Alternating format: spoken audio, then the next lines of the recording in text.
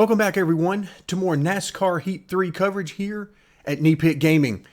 Today's setup video takes us back to the short tracks and Martinsville, the famed paperclip that produces some very intense racing, particularly with the AI, as they are extremely aggressive here at this place, and you spend a lot of time working your way through lap traffic. So very close racing and very aggressive AI can make for some very exciting racing. We're going to be taking a look at the two top NASCAR series that actually run at this place. Unfortunately, the Xfinity series does not participate at Martinsville, so we'll be taking a look at the trucks as well as the cup cars.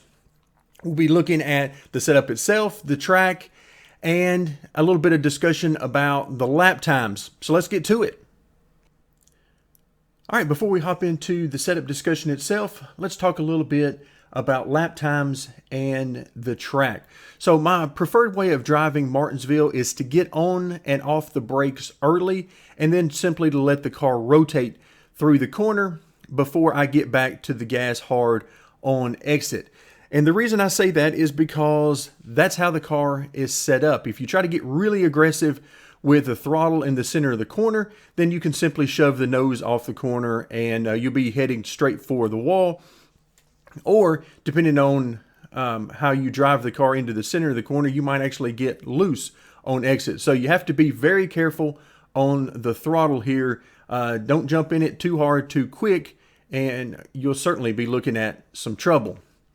Now you notice that we are automatically in the cup car here. We are not starting off in the trucks, and the reason is simple. I use the exact same setup for both series at this particular track. So we're already in the cup car. Let's take a quick glance at some lap times for both series before we get started with the setup discussion.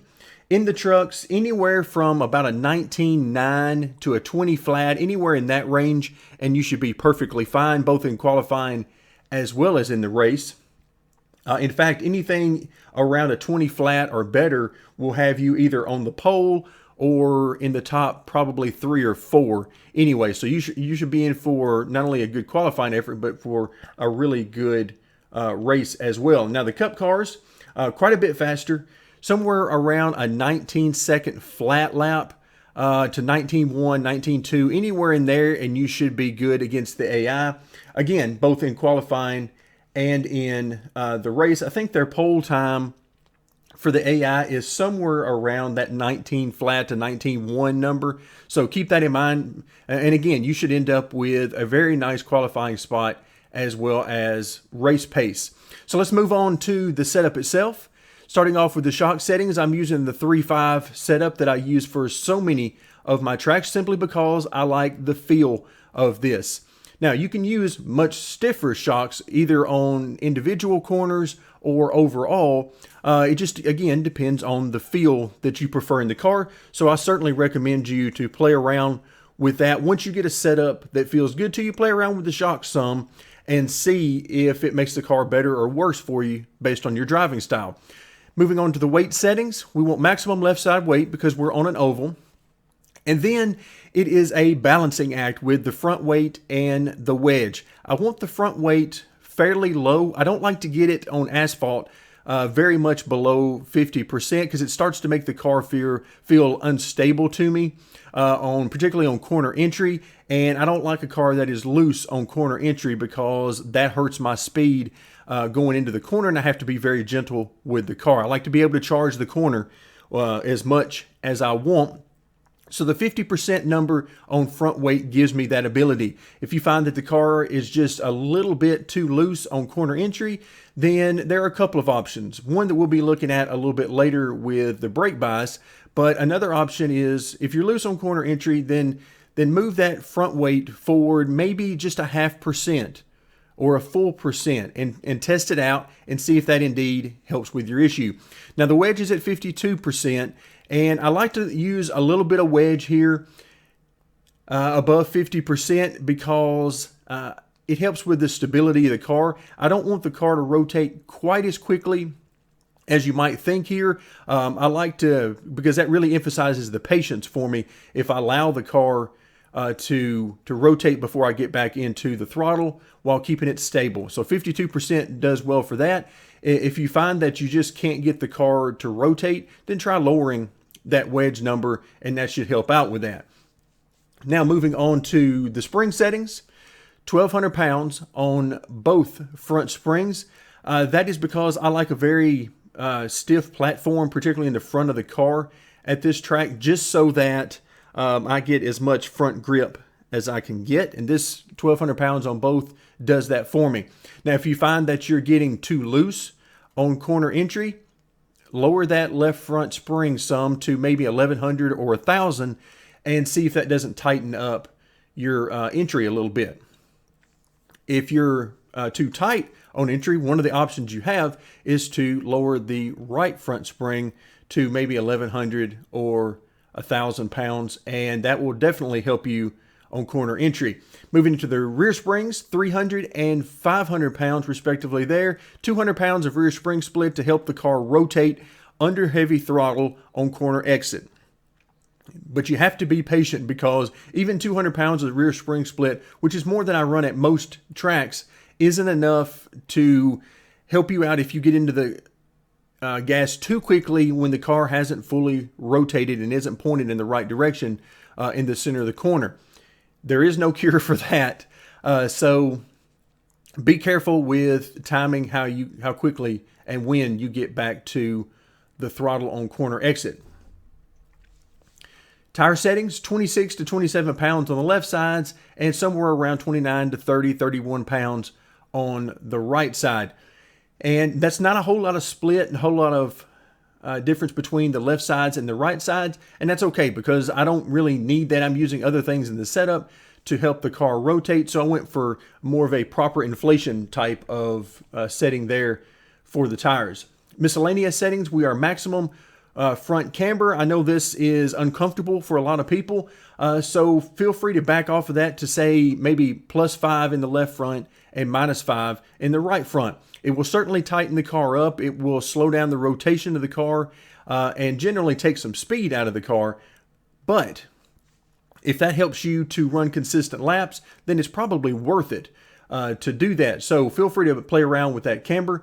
Front sway bar is at 1.15 inches, which is pretty standard for me. It gives me a good feel in the front end of the car. What you're looking for with the front sway bar in this game is you want to use the lowest number you can get by with, and the car still feels stable. If you get the front sway bar too low or disconnect it altogether, then you'll have the car will roll way too much going through the corner. And I don't like the feel of the body roll going through the corner, so I like a little bit stiffer setting there. So if you increase that sway bar, you'll make the car stiffer and tighter overall, particularly on corner entry, and the car won't want to rotate as much.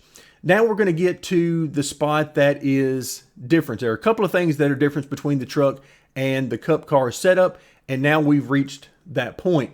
The track bar. In the Cup cars, you can see we're at 11 inches on the left side and just slightly higher than that on the right side at 11.5 inches. Now on the trucks, I am at 12.5 inches on both the left and right side. So a little bit better rotation there for the trucks, a little bit looser setup for them. Brake bias at 70%, anything from 70 to about 73 or 75 should be perfectly fine. If you find that the car wants to pull hard left under heavy braking or get loose under heavy braking, then simply move that brake bias up a few percent and see if that helps you out. Grill tape. This is the other difference between the Cup cars and the trucks. Really the only thing you need to care about with the grill tape is just don't get the car overheating. I'm using 50% here on the Cup cars, but you can use a little bit higher than that on the trucks.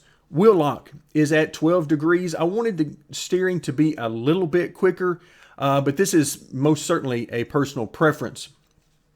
If you want the car to be slower to respond to your wheel inputs, then you'll want to lower the wheel lock to about 10, maybe even 9 or 8, and test that out and see if that works for you. If you want the car to respond quicker to your steering inputs and you want quicker rotation of the wheel, then you'll want to go up to something like 12 or 15 and so on. So that is very much a feel thing. Moving on to the steering offset, 0.10. That is only to offset the pull to the left generated from using a lot of camber. So if you decide to lower the camber to something like 5 degrees on the front, then you'll probably want to come down on that steering offset number. If you get the steering offset too high, the car will actually start to pull to the right on the straightaways, which can be very unsettling when you're used to turning left all day. So be careful with that setting. Now, finally, the gear settings.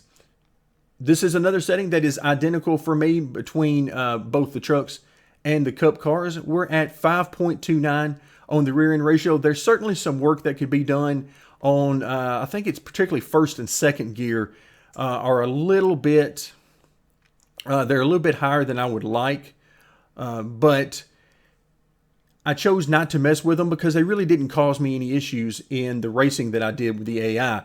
So the 529 rear end ratio seems to work good, but there's some adjustability here. If you want to turn more RPMs, if you want the car to be a little bit looser when you get back to the gas, then simply run a higher rear end ratio. Get up into the 5.3s or 4s, and that will make the car looser on throttle simply because you're turning more RPMs and turning the wheels harder. If you want fewer RPMs and you want a little bit tighter car, a little bit more sturdy and stable under heavy throttle, then simply lower this number down into maybe the teens, like a 5.14 or something like that. And that should help you out if you're a little bit loose coming off the corner. So there are a lot of different ways to adjust the car. Hopefully you have found some useful tips here in today's video that will help you with your own Martinsville setup. Thank you very much for joining me, and stay tuned as we'll continue our coverage of NASCAR Heat 3.